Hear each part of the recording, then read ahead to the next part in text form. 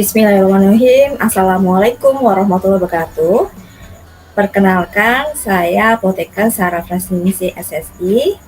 Saya adalah guru di SMK Bani Saleh, kompetensi farmasi klinis dan komunitas, sekaligus mahasiswi PPG Daljab Angkatan 3 tahun 2021 di LPTK Universitas Negeri Semarang. Pada hari ini, Senin, tanggal 18 Oktober 2021, saya akan melaksanakan ujian kinerja atau UKIT secara daring di SMK Bani Saleh dengan materi suspensi pokok bahasan perhitungan dosis maksimum obat. Berikut ini ujian kinerja saya. Mohon kritik dan saran dari dosen penguji dan guru penguji. Terima kasih. Selamat menyaksikan.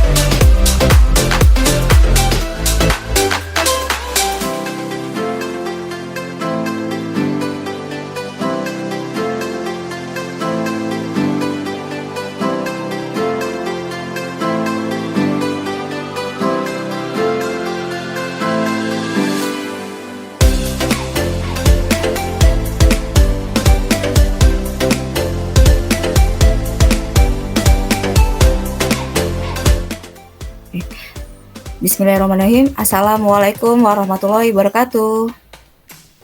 Waalaikumsalam warahmatullahi wabarakatuh. Ya, minta tolong kameranya di-on-kan.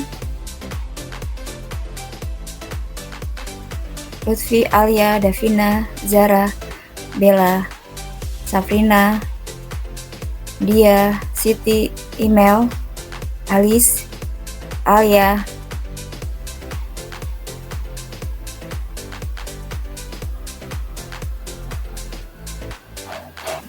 Agar kegiatan pembelajaran hari ini berjalan lancar, sebaiknya kita berdoa terlebih dahulu ya. Yang memimpin doa itu Lutfi. Silakan Lutfi. Baik Bu, alangkah baiknya sebelum kita mulai pelajaran, kita berdoa terlebih dahulu. Berdoa dimulai.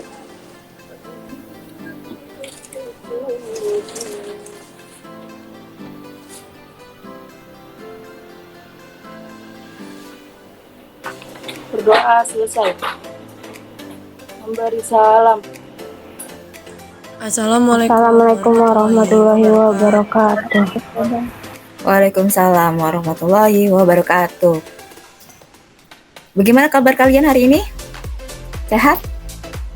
Alhamdulillah sehat Bu. Alhamdulillah. Terima kasih banyak ya buat Bella yang telah hadir walaupun masih lagi konsultasi ya. Lagi check up di rumah sakit tapi tetap join untuk pembelajaran hari ini. Mana Bella? Apa sudah masuk ke dalam? Iya. Untuk materi kali ini adalah mengenai perhitungan dosis maksimum pada larutan. Nah, jadi hal yang harus disiapkan adalah alat tulis, kalkulator, buku tulis, LKPD-nya, bahan ajar. Sudah siap? Sudah disiapkan semuanya? Sudah Bu. Sudah. Sudah Bu. Ya, jaringan juga ya, paketannya. Jangan sampai dicek, jangan sampai tiba-tiba tengah jalan kalian habis. Jadi tidak bisa lagi lanjut ke dalam kegiatan pembelajaran. Tidak ada lagi ya paketan yang sebentar lagi habis. Udah full isinya ya. Alhamdulillah full ya. Tidak ada yang izin ke saya ya. Berarti harusnya semua masuk semua, totalnya 29 orang. Berarti nanti sisanya tinggal masih masuk ke dalam sini. Ya, saya punya sedikit pantun nih, biar kalian lebih semangat. Nasi liwet dan ayam bakar, dimakan berdua dengan si dia. Masih muda, teruslah belajar agar bahagia di hari tua. Ya, begitu pantun dari saya. Semoga memberi semangat buat kalian ya hari ini, pembelajaran hari ini. Sebelum kita lanjut ke materi selanjutnya, kita review review pembelajaran sebelumnya ya, yaitu mengenai flokkulasi dan deflokkulasi yang dulu kita ada percobaan mendiamkan sediaan suspensi biar terlihat apakah flokkulasi atau deflokkulasi. Hanya kemarin seperti contohnya email kemarin pakai contohnya obat mah ya, obat mah, kemudian Rudi ada antibiotik. Nah, itu bisa membedakan mana yang cepat, mana yang lambat, masuk flokkulasi atau deflokkulasi. Kira-kira yang bisa mengutarakan apa tuh sifat flokkulasi, apa sifat deflokkulasi, siapa? Dari sifat flokkulasinya dulu deh. Sifat flokkulasi apa aja? Kira-kira kemarin kira-kira kamu masuk partikelnya mana, Melanta? Partikel flokkulasi atau deflokkulasi? Deflokkulasi. Kenapa deflokkulasi? Karena partikel suspensi dalam keadaan terpisah satu dengan yang lainnya. Terus yang kedua, sedimentasinya terjadinya lambat. Terus yang ketiga, terbentuk kek keras. Terus yang keempat, sedimennya sukar terdispersi kembali. Yang kelima, tapi suspensi menyenangkan karena tersuspensi dalam waktu yang relatif lama. Ya, benar. Jadi bedanya di situ, lambat berarti deflokkulasi. Nah, kalau yang cepat berarti apa? Flokkulasi, Bu. Flokkulasi. Kira-kira ada yang bisa menjelaskan sifat flokkulasi apa aja? Saya, Bu. Ya, Lutfi, silakan.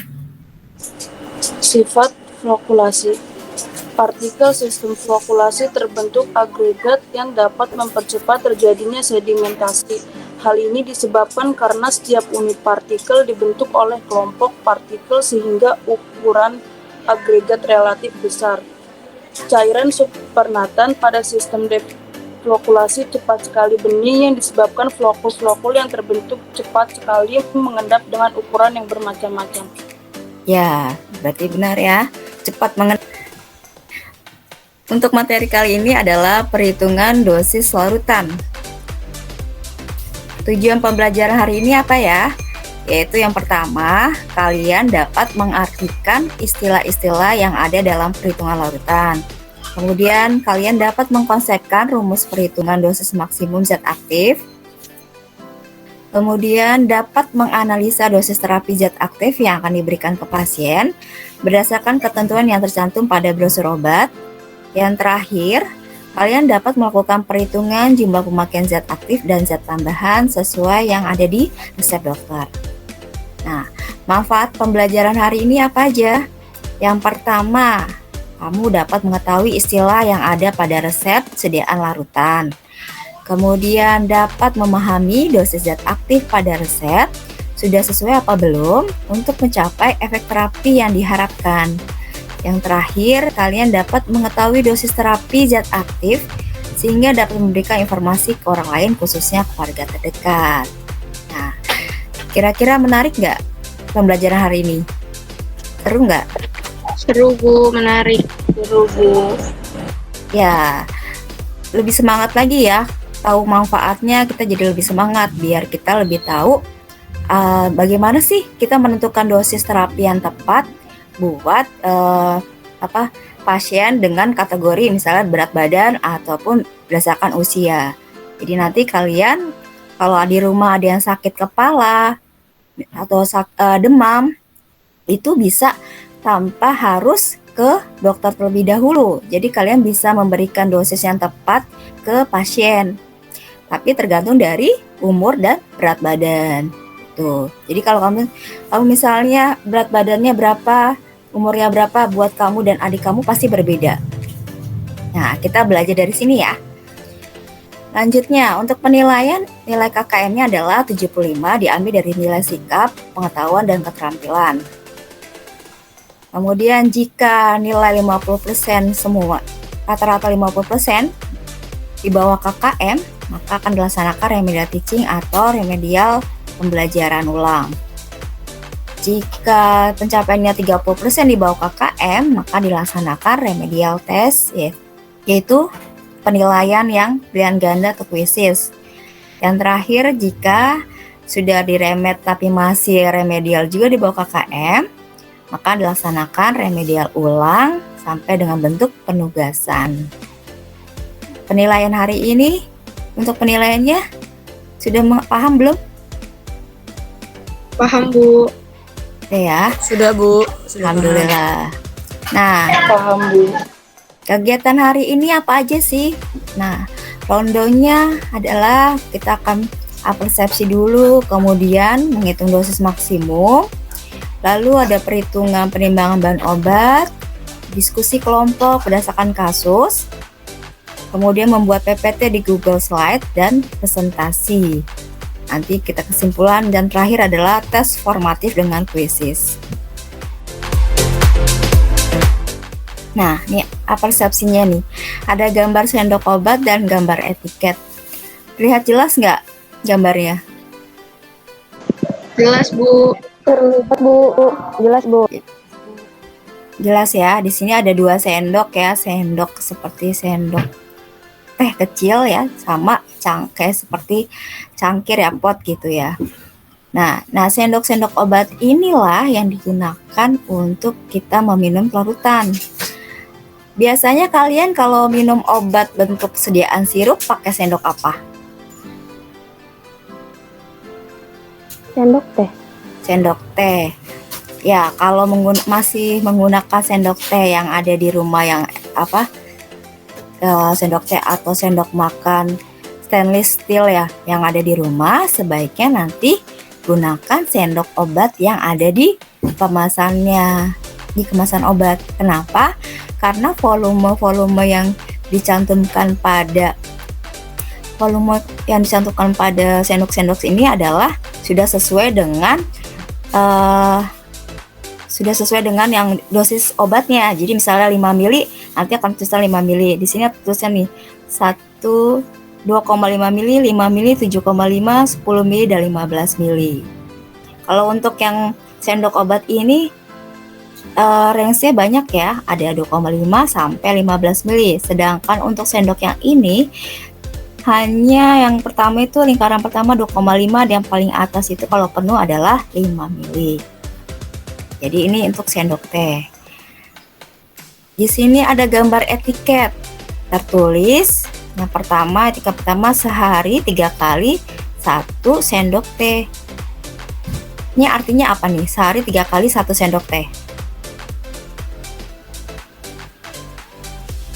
Ada yang tahu?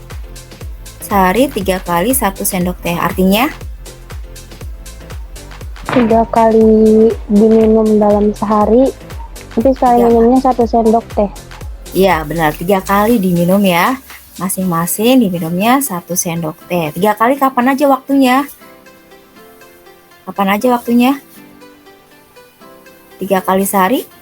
Setiap 8 jam ya, Bu? Setiap 8 jam.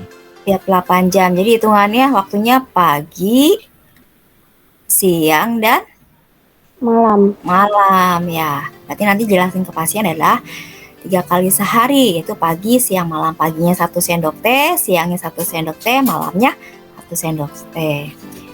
Bobot Siapa? jenis adalah Davina, Bu. Bobot jenis Nah, ya, adalah perbandingan bobot zat terhadap air dengan volume yang sama ditimbang di udara pada suhu yang sama. Iya, betul sekali. Perbandingan zat dengan apa, Gavina? Volume, Bu. Volume. Jadi satuannya, zat itu kira-kira massa zat. Satuannya apa?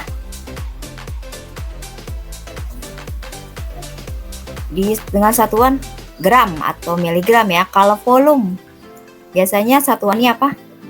Mili ya, Bu. Mili. Jadi nanti kalau untuk BJ, jadi satuannya adalah gram per mililiter.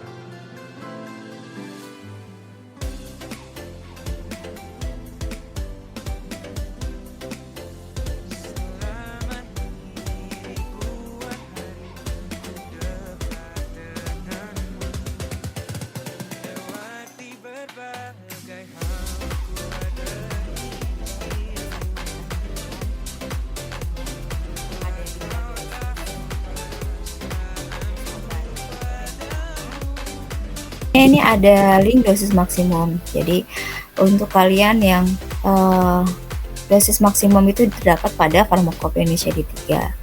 Jadi tidak perlu capek-capek kalian membuka buku tebal Pharmacopoeia, tinggal klik saja link tersebut untuk melihat dosis maksimum zat aktif ya. Kemudian di sini bagaimana sih kita menentukan rumus perhitungan dosis maksimum zat aktif? Nah, untuk dosis maksimum dewasa itu 20 tahun ke atas itu tercantum semuanya pada Pharmacopoeia FQ3 sekali dan sehari. Ini sudah ada ya di Pharmacopoeia, di linknya juga ada. Kemudian kalau untuk rumus dosis maksimum kalian sudah dapatkan di kelas 10 ya. Untuk kurang dari 8 tahun rumusnya N per N plus 12 kali DM dewasa. Tapi kalau untuk yang lebih atau sama dengan 8 tahun berarti rumusnya N per 20 kali DM dewasa. Ini sampai kapanpun harus kalian hafal ya. Kemudian lanjut untuk perhitungan dosis pakai larutan itu ada aturan pakai sekali minum. Aturan pakai sekali minum ini dikali jumlah sendok dikali dosis zat aktif kali BJ. Aturan pakai sekali minum bisa dilihat di signatura. Jadi bisa di sini. Misalnya di sini contoh resepnya adalah resipe sulfadiazin 2 gram, PGS 2%, sirup timit 30, oleum MP 2 tetes, aqua at 150, Viscovac Posio. Signatura 3 kali sehari 2 sendok teh, Prorindi 12 tahun. Aturan pakai sekali minum, di sini tertulis sekali minum. Sekali minumnya berapa nih? Ada yang tahu signa ini, ada yang bisa menjelaskan? 3 DD CTH2 artinya? Ada yang bisa jelaskan? 3 kali sehari 2 sendok teh ya, Bu? Iya, 3 kali sehari. Berarti diminumnya dalam sehari berapa kali? 3 kali. 3 kali sehari 2 sendok teh. Jadi sekali minum berapa? 2 sendok teh. Iya, betul. Sekali minum 2 sendok teh. Aturan pakai sekali minum. Nah, jumlah sendoknya sekali minum pakai sendok teh. Sendok teh berapa mili? Terus di sini ya. DP 1 5 mili. 5 mili berarti 5 mili dikali jumlah sendoknya adalah 2. Dikali dosisnya. Dosisnya yang kita mau gunakan dosis yang mana? Sulfadiazin, PGS atau sirup timi? Sulfadiazin berarti dosisnya 2 gram. Kemudian di sini ada BJ. Tadi apa BJ? Panjangan dari Bubut jenis. jenis ini berpengaruh pada pada ada sirup dan atau tidak. Kalau tidak ada sirup, terus pembawanya air, berarti BJ-nya 1. Kalau saya ulangi ya, kalau tidak ada sirup, tapi pembawanya air, BJ-nya adalah BJ berapa? 1, iya. Kemudian kalau pembawanya sirup, BJ-nya adalah 1,3. Ya, silakan. Saya bantu DM 1 kalinya 15 per 20 dikali 200. DM 1 kalinya karena usianya 15 ya, 15 per 20 dikali berapa? 200. 200 gram atau miligram? Gram atau miligram? Miligram. Miligram ya, nggak mungkin gram ya, besar ya. Iya. Jadi berapa hasilnya? 150 mg. 150 mg. Kemudian untuk DM satu harinya 15 per 20 dikali 600 mg hasilnya. sama dengan 450 mg. Iya. Kemudian setelah itu diapakan lagi setelah mengetahui DM untuk usia 15 tahun? Berarti kita langsung menghitung dosisnya dulu nih, dosis penggunaan Pavaperin yang digunakan. Pavaperin yang digunakan berapa nih dosisnya? Yang ditimbang. Ada yang bisa jawab? 0,03 gram per sendok teh dalam 50 gram. Ibu, itu Iya. berarti harus dicari PPO-nya dulu ya? Iya, benar. Cari PPO-nya dulu, dia dihitung dulu. Berat Pavaperin hasilnya berapa yang digunakan. Bagaimana cara menghitungnya? Berarti 0,03 Heeh. dibagi 5 mili dikali 50, Bu. 5 milinya dari mana? Dari sendok teh. Kalau 50-nya dari mana? Di sirupnya 450. Ya, berat sediaannya ya, benar ya. Jadi hasilnya berapa? Hasilnya 0,3, Bu. 0,3 gram. Nah, ini kalau sudah mengetahui dosis Pavaperin yang kita gunakan, baru kita bisa menghitung dosis pakainya. Dalam larutan berapa? Gimana caranya? Coba dilanjut. Berarti 8 mili 8 mili. dikali 1 Iya, dikali 0,3 iya, dikali 1,3 gram per mili ya. iya, betul, gram per mili. Dibagi Mm-mm. 50. Dibagi 50. 50. Nah, di resepnya 50 mili.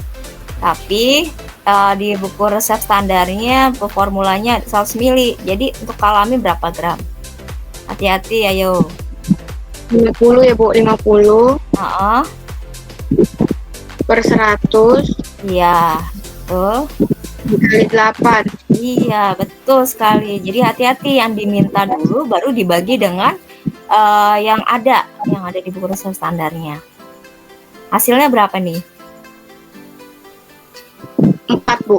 4 gram ya. Lanjut untuk ZNO. Ada yang belum paham untuk perhitungan perimbangan? Jadi yang diminta di resep dibagi sama formula standarnya ya. Hati-hati ya. Kalau misalnya yang di resep dimintanya 100 mili, perhitungannya gimana? 100 dibagi 100 dikali 8. Iya, benar. Tinggal langsung aja. Jadinya gampang ya, 888,225. Tapi tetap ditulis dengan cara perhitungan 100 dibagi 100 ya. Itu ya. Lanjut ke di sini. Nih, di sini ada dosis yang tidak tepat akan berakibat resistensi antibiotik. Di sini ada link berita mengenai jika kita memberikan dosis yang tidak tepat ke pasien atau pasien itu tidak minum dengan dosis yang tidak tepat pada sediaan antibiotik, akan berakibat resistensi antibiotik. Apa sih resistensi? Sudah belajar di farmakologi belum? Resistensi antibiotik. Sudah belum untuk antibiotik? Belum, Bu. Belum ya. Jadi resistensi itu jadi si bakterinya kebal terhadap obatnya. Jadi kamu mau minum obat lagi dengan obat yang sama tidak akan berkhasiat. Cuma gitu. Kamu awalnya minum antibiotik nih amoxicillin, kemudian sembuh. Nah, terus karena pemakaiannya kamu tidak dihabiskan misalnya, nanti berikutnya kamu pakai lagi antibiotik yang sama, dia akan resisten. Jadi bakteri itu tidak kebal terhadap obat antibiotiknya. Jadi kamu tidak sembuh-sembuh karena dia sudah resistensi antibiotiknya. Nah, beritanya ada di link yang saya cantumkan di sana ya.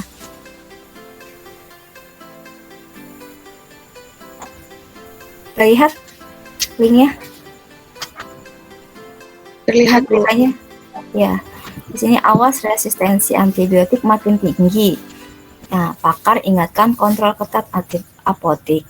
Jadi biasanya antibiotik sebenarnya tidak boleh ditebus tanpa resep dokter, tapi ada beberapa apotik yang karena permintaan pasien yang cukup tinggi, jadi kadang apotik juga memberikan antibiotik tanpa resep. Nah, pemberian antibiotik ini kalau tidak diberikan informasi yang tepat mengenai dosis akan mengakibatkan resistensi bakteri. Nah, berdasarkan berita tersebut, nah saya mau kalian ada studi kasus nih dari brosur nih. Jadi ada sediaan amoxicillin, sediaannya sirup kering, ada brosurnya. Di situ tercantum komposisinya sirup kering itu tiap 5 mili. Tiap 5 mili suspensi mengandung amoxicillin terhidrat setara dengan amoxicillin 125 mg. Nah, di dalam jadi kalian menganalisa dosis minimal dan maksimal amoxicillin yang tepat dalam sehari untuk terapi pengobatan pada usia 4 tahun dengan berat badan yang berbeda. Untuk usia 4 tahun dengan berat badan normal berapa? Kamu hitung. Kemudian untuk anak dengan berat badan 30 dengan usia 4 tahun. Nah, kamu kerjakan, hitung dosisnya, dosis maksimal dan minimal berdasarkan kelompok yang telah saya bagi ya, kelompok A, B, dan C. Diskusinya di Microsoft Teams. Nah, di situ ada forum diskusi di sana. Jadi yang harus kalian perhatikan adalah di sini amoxicillin sirup kering, komposisinya, kemudian dilihat lagi fisiologinya. Di sini anak-anak dengan berat badan kurang dari 20 kilo, dosisnya 20 sampai 40 mg per kilogram berat badan. Jadi ini yang harus diperhatikan dan ini harus diperhatikan. Jadi kalian harus cari tahu dulu nih berat badan usia 4 tahun berapa kilo secara umum. Ya, silakan kalian diskusikan ke kelompok kalian. Tiap kelompok ada 9 sampai 10 orang. Lakukan di Microsoft Teams yang saya sudah bagikan linknya. Ada kan di AKPD ya linknya A, B, C. Gitu. Dan cari tahu di internet dan di buku kalian. Di internet cari berat badan normal untuk usia 4 tahun berapa. Kemudian tinggal cari dosis maksimal dan minimal berapa. Ya, silakan coba masuk ke forum Teams untuk kelompok A dan kelompok B dan kelompok C.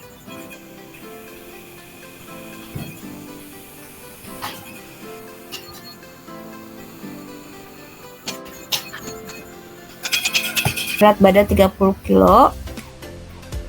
Kelompok C juga sudah selesai untuk berat badan 30 kilo. Kelompok B juga sudah ya.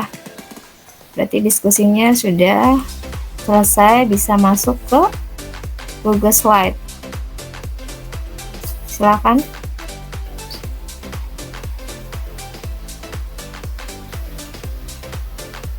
Yang lainnya boleh menambahkan slide biar lebih cepat.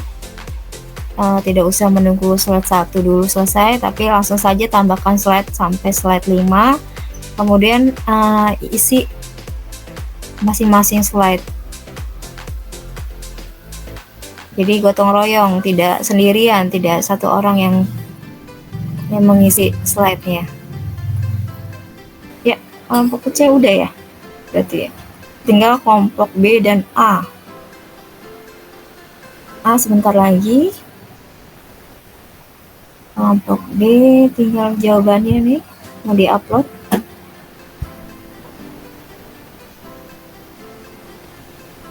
Untuk presentasinya yang akan maju adalah dari kelompok C ya. Karena kemarin minggu lalu sudah ada kelompok berapa yang maju? Kelompok B ya.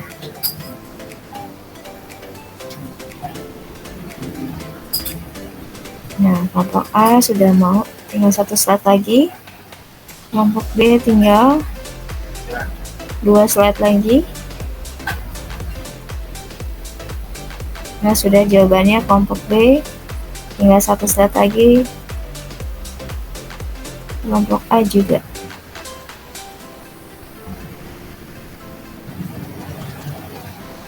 Nah, udah A, B, dan C.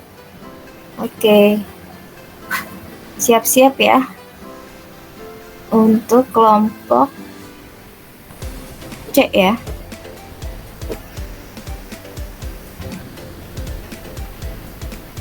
Silakan untuk kelompok C presentasi. Warahmatullahi wabarakatuh. Waalaikumsalam warahmatullahi wabarakatuh. Saya perwakilan dari kelompok C. Untuk anggota kelompoknya, Najwa Celia, Putri Wulan, Rudi Darmawan, Safrina Hanun, Siti Fatimah, Cindy Aulia, Syafira Putri, Tasya Kamila, dan Zahra Rahma.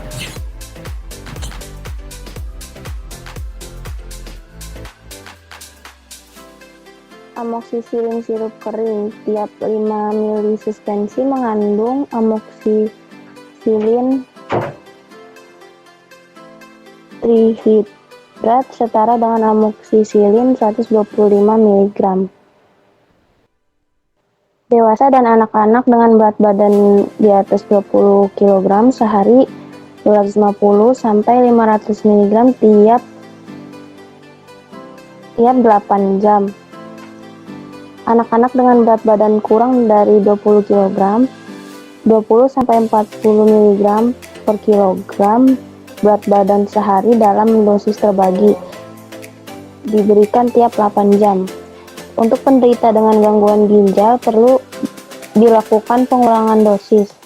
Pada penderita yang menerima diviasa peritoneal, dosis minimum yang dianjurkan 500 mg sehari. Gonococcus uretis amoksilin 3 gram sebagai dosis tunggal.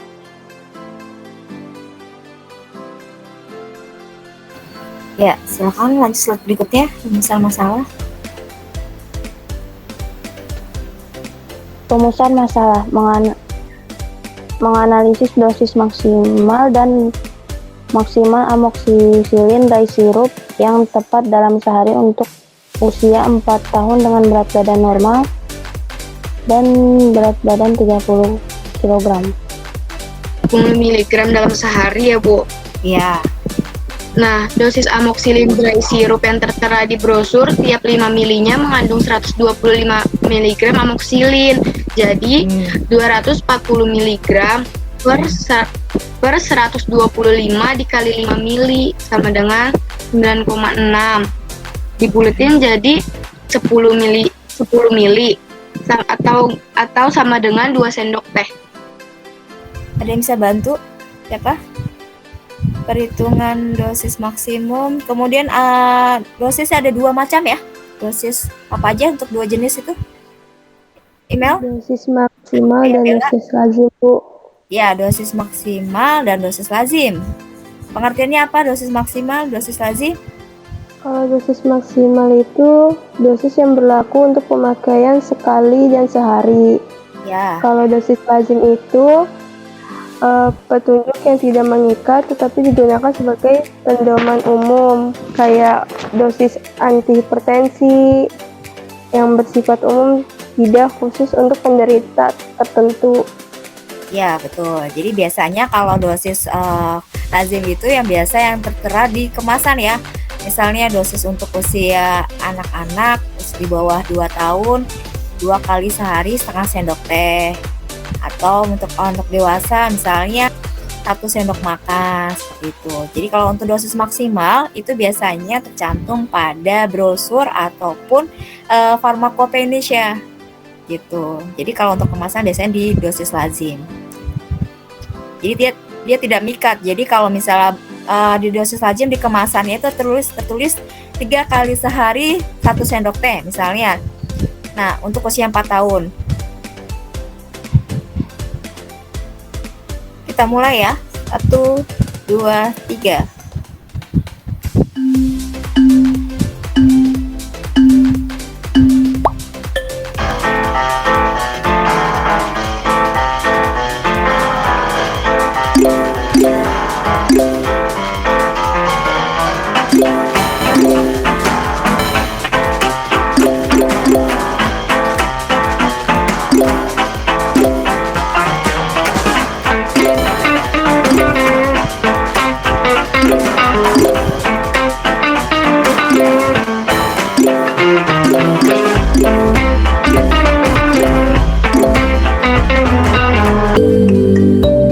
Selamat buat Jihan, Davina, dan Tasya. Oke. Untuk evaluasi penilaian tes formatifnya sudah selesai. Tinggal tadi ada Zahra yang masih kurang nilainya ya. Berikutnya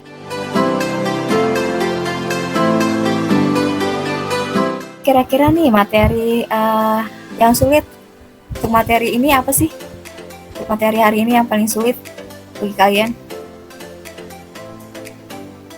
Perhitungan, Bu. Perhitungan apa nih? Dosis pakai. Dosis pakainya dalam perhitungan dosis maksimumnya ya. Yang harus perhatikan itu berarti harus sendoknya apa signaturanya. Jadi kalian harus paham signatura dulu, aturan pakainya, baru bisa tahu dosis pakainya ya. Kalau nggak masih mengenai perhitungan tapi mengenai persiapan untuk resep prakteknya selanjutnya gitu untuk seri berikutnya. Jadi nanti disiapkan juga kalkulator dan lainnya ya, FAPD-nya untuk persiapan besok minggu depan ya. Ada pertanyaan untuk pembelajaran hari ini? Tidak ada, Bu. Tidak ada. Kalau tidak ada, kita akhiri dengan berdoa ya. Tadi kita di awal kita berdoa, berarti di akhir kita berdoa. Silakan. Tadi Lutfia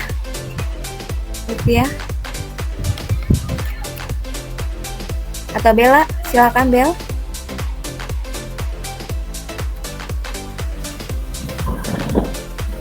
Iya, Bu. Ya, silakan dibantu untuk memimpin doa.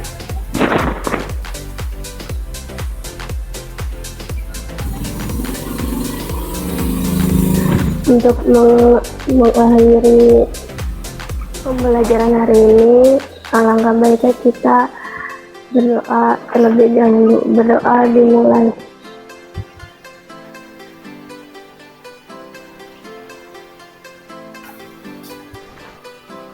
Berdoa selesai. Memberi salam. Assalamualaikum warahmatullahi wabarakatuh. Warahmatullahi wabarakatuh. Waalaikumsalam warahmatullahi wabarakatuh.